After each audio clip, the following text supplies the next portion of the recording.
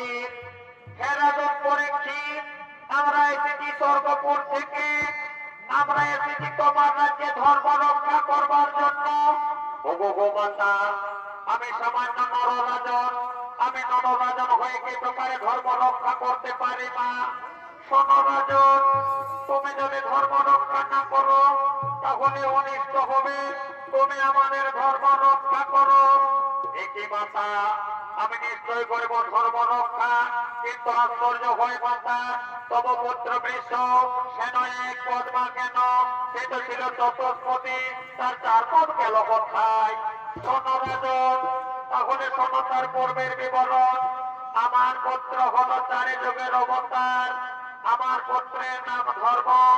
সে ভয়ভীত হয়ে বৃষরূপ ধারণ করেছে। আমি হলাম পৃথিবী, আজ কলির ভয়ে আমি ধরলাম গাভীর রূপ। আর আমার পুত্রের ছিল 4 চরণ। এই 4 চরণ ছিল 4 যুগ, যা ছিল সত্য, ত্রেতা, দাপর ও বর্তমান কলি। তাই সত্য, ত্রেতা, দাপর 3 যুগ শেষ হয়ে গেছে। অবতীর্ণ এক পদে আমার পুত্র বহু কষ্টে রয়েছে। তুমি রক্ষা করো, না হলে আমার পুত্রের ধর্মপথ থেকে আজ ভেঙে দিতে চলেছে মহাকলি। তুমি রক্ষা করো রাজন। হে মাতা, আমি নিশ্চয় রক্ষা করব। আমি তোমার পুত্রের শেষ মতটুকু আমি রক্ষা করব মা। নিশ্চয় কোনো অশুভ সূচনা হয়েছে, অঘটন। ওদিকে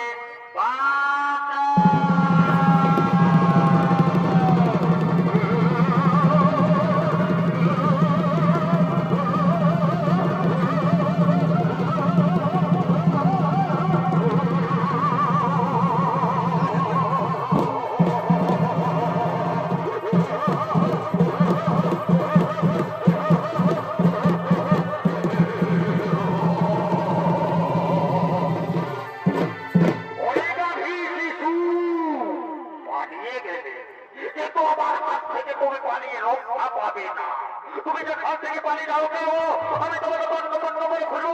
আমি ফিরে রূপে আমি আমার ধর্ম স্থাপনা রাজ্যে সে করিয়া সকলে হোক না। অনুপতি বন্ধন আমার রাজ্যে কিনা হেত করে আগমন।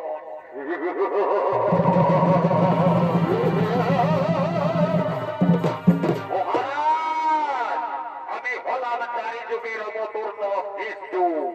আমি হলাম মহাকলি। সত্য, ত্রেতা, দাপর 3 যুগ শেষ হয়ে গেল। আগত কলিযুগ। আর এই কলিযুগে আমি চাই কলিযুগ ঘটনা মারতে। ওরে মূর্খ কলি, তা কখনো সম্ভব হবে না। আমার ধর্ম স্থাপনার রাজ্যে তোমার কোনদিন কলির সূচনা হবে না। তুমি চলে যাও, আমার রাজ্য থেকে তুমি দূর হয় না।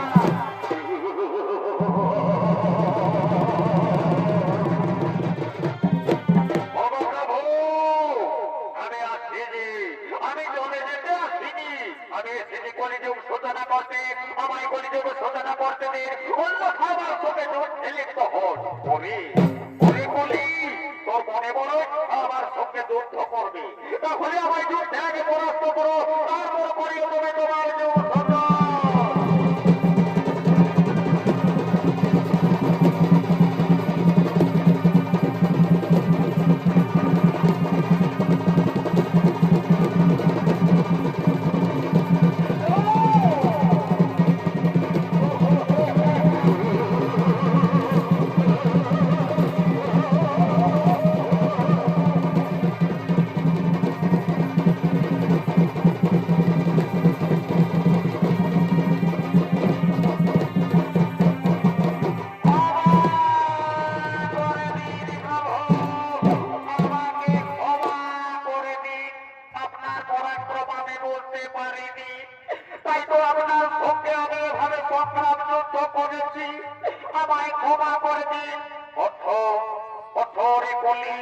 আমি তোমায় ক্ষমা করে দিলাম, কিন্তু সোনারে কলি, আমি যেন আমার ধর্ম স্থাপনার রাজ্যে কোনদিন তোমার মুখ দর্শন না করে।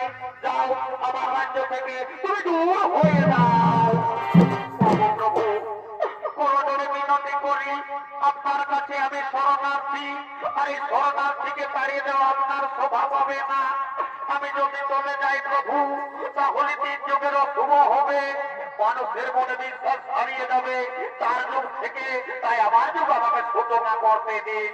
ওরে বলি ঠিক আছে, তুমি তার যুগের শ্রেষ্ঠ যুগ, তুমি করবে তোমার যুগ সূচন।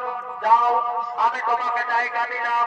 তুমি থাকবে মনের আলোয়, তুমি থাকবে বেশ্যালয়, তুমি থাকবে কসাইখানা, যেখানে পাপী তাবিদের সংস্পর্শ, সেখানে হবে তোমার স্থান। ওগো প্রভু, সত্যই দিলেন মনে চার জায়গাতে স্থান, কিন্তু আমি চার জায়গা ছিলেন পূর্বের উত্তরাধিকার। আমার নতুন কিছু বিশেষ জায়গা দিন, যেখানে যেন আমি মনের সুখে রাজ্যপাত করতে পারি। ওরে কলি, ওরে কলি, বলো তুমি কোন জায়গাতে থাকতে চাও? ওগো প্রভু, আমায় সত্যই যদি জায়গা দেবেন প্রভু, তাহলে আমায় জায়গা দিন মনে, আমি যেন সর্বরত্ন মনে মানব ধনের অগ্নির ওপর হয় আমার স্থান। ওরে কলি, তাই হবি, তুমি ধনরত্ন মনে মানব স্বর্ণরত্নের ওপর তোমার হইবে স্থান। কিন্তু মনে রেখো, যে ধনরত্ন স্বর্ণরত্ন মনে মানব চুরি করে মানুষ নিজের বলে স্বীকার করবে, যে ধনরত্ন মনে মানব চুরি করে মানুষ নিজের বলে স্বীকার করবে, সেই ধনরত্নের ওপর হইবে তোমার স্থান। হে প্রভু, আমি এতটুকু সম্পত্তি পেয়ে আমি অনেক আনন্দিত। সোনরে কলি, আমার বিলম্ব হয়ে যায়, আমি যাই, আমার ধর্ম স্থাপনার রাজ্য সূচনা করতে হবে। হে প্রভু, আসুন আপনি, আসুন, আমি কলিযুগ সূচনা করব।